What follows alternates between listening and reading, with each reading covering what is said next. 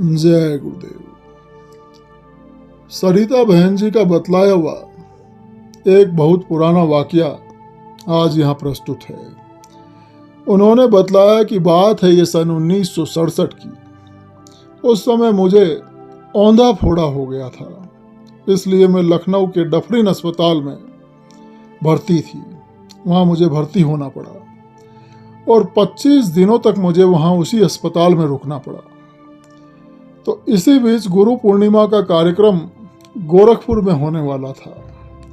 तो परम पूज्य स्वामी जी महाराज मथुरा से लखनऊ आए और फिर 2 दिन लखनऊ में ही रुके और फिर गोरखपुर के लिए प्रस्थान कर गए। तो मैं अस्पताल में थी।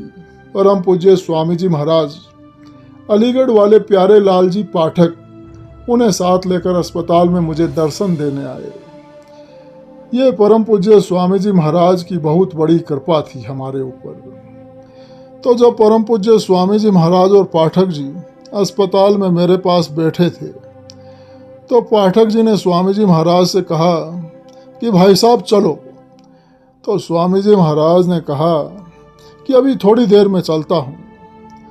तो 2-3 मिनट ही बीते होंगे कि पाठक जी ने फिर कहा कि भाई साहब चलो। तो स्वामी जी महाराज उठ खड़े हुए और फिर वहाँ से चल दिए। तो उसी दिन शाम को स्वामी जी महाराज ने आर्या नगर में सत्संग किया।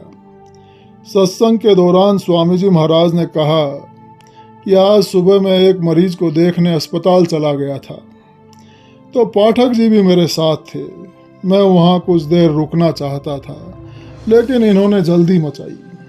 रास्ते में मैंने इनसे पूछा कि तुमने जल्दी क्यों मचाई। तो इन्होंने कहा कि वहाँ चारों तरफ मरीज ही मरीज पड़े थे और दवाइयों की बदबू से मैं परेशान हो रहा था।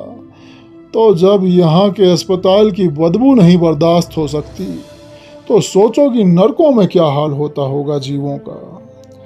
सत्संग की ये सारी बातें एक गुरु भाई ने आकर अस्पताल में बतलाई। तो स्वामी जी महाराज से सरिता बहन जी ने कहा कि स्वामी जी, मैं भी गुरु पूर्णिमा के कार्यक्रम में गोरखपुर चलूँगी। तो स्वामी जी महाराज ने कहा कि तेरी हालत चलने लायक नहीं है, कर्म फल तो भोगना ही होता है। जय गुरुदेव।